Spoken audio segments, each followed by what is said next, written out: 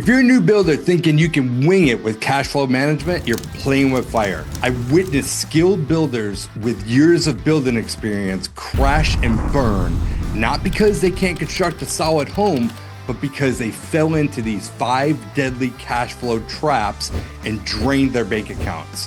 And here's the thing, they aren't complicated financial mistakes that require an MBA to understand.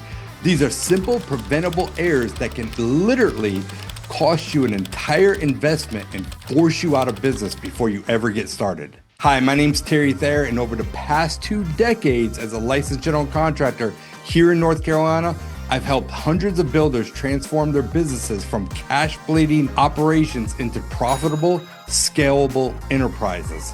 And by the end of this video, you're going to discover the 5 most dangerous cash flow traps that new builders fall into, why they happen, and most importantly, exactly how to avoid them so that you can build a sustainable, profitable business instead of just surviving from project to project. Just last month, one of my students told me this program was a priceless investment. And he said he would have paid double or even triple when he invested just to get this knowledge. He's been in real estate now for 18 years, but when he started building, he realized he needed someone to walk him through the financial side. This is exactly what we're going to be doing today. I'm going to be that mentor standing by your side, showing you exactly what to watch out for so you don't have to learn these lessons the expensive way. Before we jump into these mistakes, if you haven't subscribed yet, hit that subscribe button and the bell to be notified every time I drop a new video on how to become a profitable and efficient spec home builder. All right, let's dive into mistake number 1. And this one kills more new builders than anything else. Now, I'm not talking about some fancy spreadsheet that takes you 3 hours to update. I'm talking about the fact that most new builders jump into projects with what I call napkin math. They look at a lot and think, I can build this house for, let's say, X amount, and let's maybe add a 10% contingency. And you think that they're covered. Here's the brutal truth. That's not budgeting, that's guessing, and guessing will bankrupt you faster than you can say cost overrun. New builders get excited about the project. They see the potential profit and they want to get started immediately. They think budgeting is just adding up some round numbers and moving forward. But here's what they're missing. There are dozens of hidden costs they never considered. I've seen builders blow through their entire contingency fund before they even pour the foundation. One of my students came to me after going $45,000 over budget on his first build because he didn't account for site preparation costs, permit fees, inspection fees, and utility connections. That was money straight out of his pocket. How to avoid it? You need what I call a line item reality check. Every single expense needs its own line item with realistic pricing. Not lumber, $25,000, but 2x4 studs, 150 pieces at $4.50 a piece. 2x10 floor joists, 80 pieces at $12, and so on. Here's a pro tip. Always get 3 quotes for your major trades, and don't just call your buddy who says he could do the plumbing for a good price. Get real numbers from real contractors who will show up and do the work properly. Don't always take the lowest price. There are a lot more factors that we can cover in another video, or even if you consider joining the coaching program. Action step. Before you buy your next lot or start your next project, create a detailed line item budget with at least a 20% contingency built in. Yes, 20%. I know that sounds high, but I'd rather have you pleasantly surprised with an extra profit than stressed out about how you're going to pay your subs. Mistake number 2 is poor project management that leads into costly delays. And let me tell you, time literally equals money in this business, probably more than any other business I know. Every day your project sits idle, you're paying interest on your construction loan. You're paying for insurance, and you're losing potential rental income if it's an investment property. And worst of all, you can't start your next project. Most new builders think project management is just telling people when to show up. They don't understand that it's actually about orchestrating a complex dance of materials, labor, inspections, and weather windows. They wing it hoping for the best. Here's a real example from one of my projects early in my career. I had a framing crew scheduled, but my foundation inspection hadn't passed yet. Instead of adjusting the schedule, the framers came anyway. That decision cost me 2 weeks of delays because They left to go frame another house and push my entire project back that 2 weeks. Those 2 weeks of delays cost me $4,200 in additional interest and other charges alone. How to avoid it?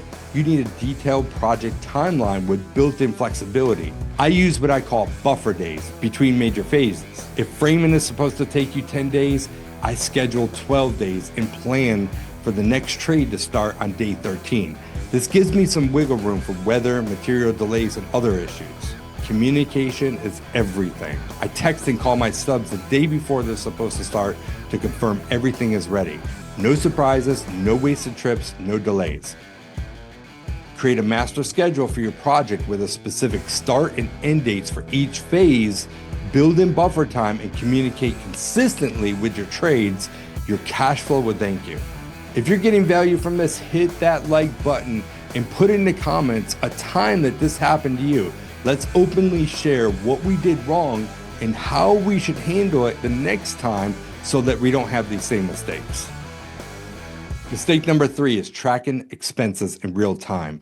And this one sneaks up on you like a silent killer. Most new builders operate on what I call a shoebox method. They stuff receipts in a shoebox and deal with it later. Or worse, they can just remember everything in their head. Oh yeah, I spent $800 on electrical supplies last week. No, you didn't. You spent $1,247.83. And those extra $447.83 add up fast. Tracking feels like busy work when you're in the middle of a build. You're dealing with subs, solving problems, making decisions, and the last thing you want to do is update a spreadsheet. But here's the thing, not tracking is like driving blindfolded. I worked with a builder who thought he was $5,000 under budget on a project. He was excited, planning for his next build, even started looking for lots. When we finally sat down and went through all of his receipts, he was actually $3,200 over budget. That's an $8,200 swing. He had to completely restructure his financing for the next project. You need a system that's so simple you can't avoid using it. I recommend using a PO system that immediately integrates with your accounting software. My system, I use QuickBooks Online that I can access from my phone.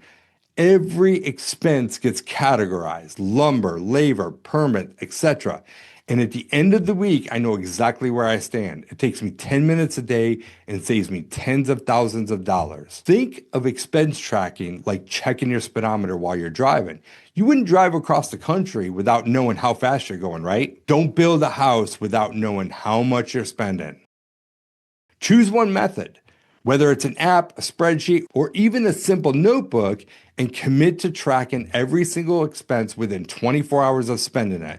Make it a non-negotiable. Mistake number 4 is underestimating time costs. And this one's tricky because it's not just about labor hours, it's about carrying costs of your project. New builders focus on the obvious time costs, but they completely ignore what I call time bleeding, all the costs that accumulate every single day your project exists. When you're new, you think in terms of task completion, not calendar time. You think framing will take a week without considering that it might take a week and a half because of weather or material delays or scheduling conflicts. Here's what's bleeding money every day: construction loan interest, insurance payments, property tax, utilities, security, and opportunity costs. On a typical $400,000 construction loan at a 10% interest, every month costs you about $3,333 in interest alone. I had a student who budgeted 5 months for his build. Seems reasonable, right? But he didn't account for permit delays 2 weeks, weather delays 1 week, material shortages another week, and inspection delays maybe 1 more week. His 5-month project took about 7 months. Those 2 extra months cost him $6,664 in additional interest, plus $800 in extra insurance, plus $600 in utilities. That's $8,064 that came straight out of his profit. Always add a time buffer in every estimate. If your electrician says 3 days, plan for 4. If framing takes a week, schedule a week and a half. This isn't pessimism, it's realism. I use a 15% time contingency on every phase. So if all my trades tell me that the project will take 21 weeks, I plan for 24 weeks and hope to finish early.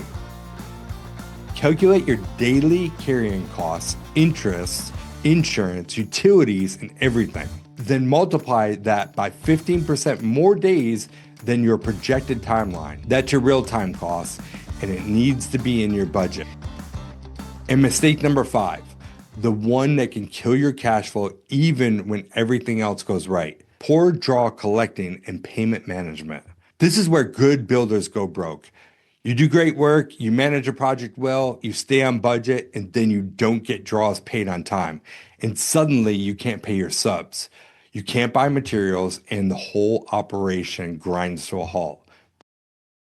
New builders think submitting draws is simple. Just send a request and wait for payment. They don't understand that collecting money is a skill and needs to be developed and systemized. Here's the scenario I see all the time. You finish a $100,000 phase of work and you send a draw request and you wait. The person who comes to inspect has questions, or they're out of town, or they need to review it with upper management. Meanwhile, your supplier wants payment within 30 days.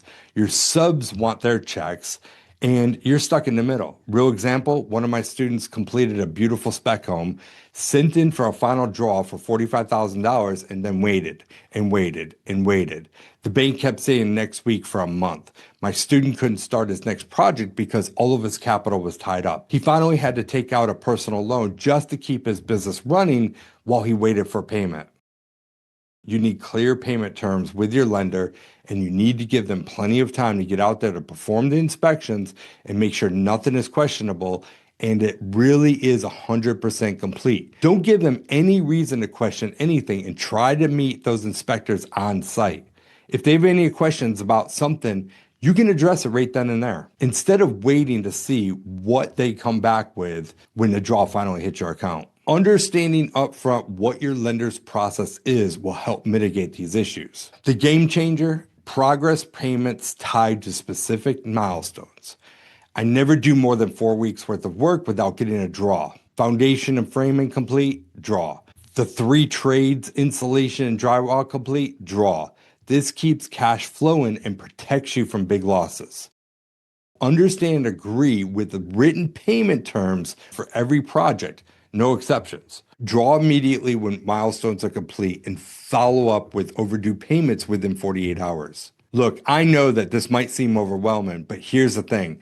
These 5 mistakes are completely preventable. You don't need an MBA or years of experience to avoid them. You just need systems.